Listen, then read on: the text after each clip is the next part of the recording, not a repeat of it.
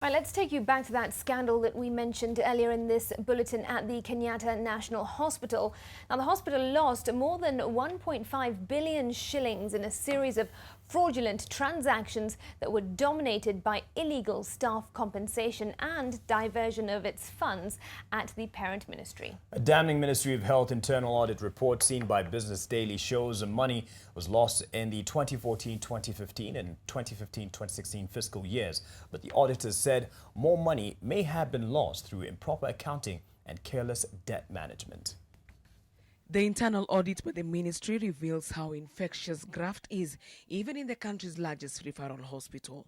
According to the report, the biggest share of the hospital's funds, 1.4 billion shillings, was swindled in a grand scheme of extraneous allowances and locum fees paid to doctors hired on a temporary basis, which the audit found inappropriate.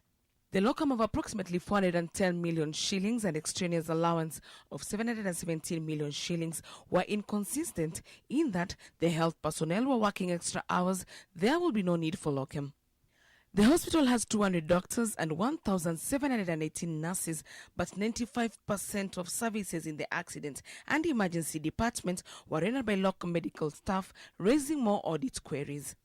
The bloated allowances caused payment of 78.2 million shillings in medical benefits, despite the fact that KNH fully covers its staff medical bill.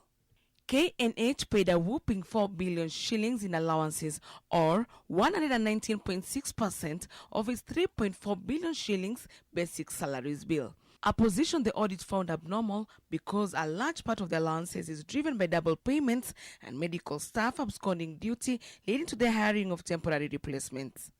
The hospital was found operating 22 bank accounts without approval of the National Treasury, incurring fees and transaction charges of 60.5 million shillings. 7 of these are dormant accounts at KCB and National Bank of Kenya and are holding 42.5 million shillings. According to the audit report, the high percentage provision of the bad debt raises a red flag on credit policy, which appears to permit possible fraud schemes.